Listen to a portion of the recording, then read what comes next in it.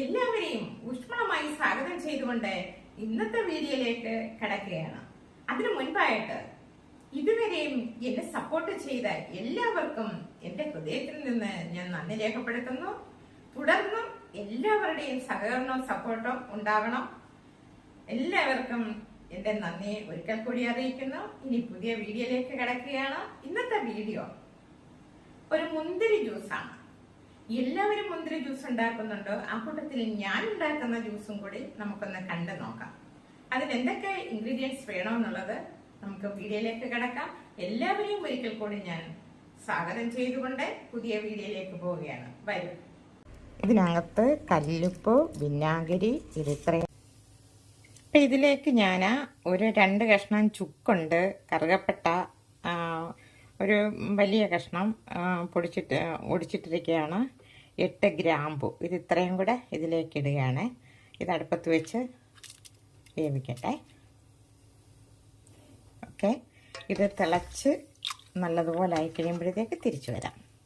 Okay, അപ്പോൾ ഇത് നന്നായിട്ട് തിളച്ചു വെന്തു. നല്ല സുഗന്ധമായിരിക്കും, നല്ല ടേസ്റ്റായിരിക്കും ഇത്രയും സാധനങ്ങളെല്ലാം ഇട്ട് ജ്യൂസ് അടിച്ച് കഴിഞ്ഞാൽ. അപ്പം നമുക്ക് ഇത് തണുത്തതിന് ശേഷം മിക്സിയിലിട്ട് അടിച്ച് തിരിച്ചു വരാം. ഓക്കെ, ഇപ്പോൾ ഇതിലേക്ക് ഞാൻ 2 തവി ഷുഗർ ഇട്ടിട്ടുണ്ട്, പഞ്ചസാര. ഇപ്പോൾ ഇത് ഞാൻ മിക്സിയിലിട്ടൊന്ന് അടിച്ചിട്ട് വരട്ടെ കേട്ടോ. അപ്പോൾ ജ്യൂസ് അടിച്ച് കൊണ്ടുവന്നിട്ടുണ്ട്. ഇനി ഇതിലേക്ക് 2-3 സാധനം കൂടെ ഞാൻ മിക്സ് ചെയ്യുന്നുണ്ട്. അത് നമുക്ക് പിന്നീട് കാണാം.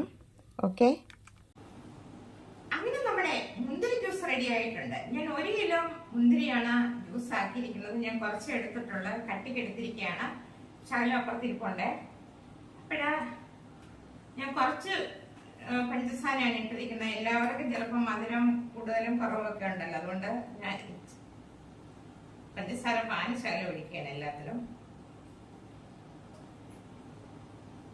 മധുരം കുറച്ച് വേണമെന്നവർ ആവശ്യത്തിനുള്ളത് ചെയ്യുക. ഇവിടെ കൂടുതൽ വേണം, അതുകൊണ്ട് ഞാൻ കൂടുതൽ ചേർക്കുന്നേ.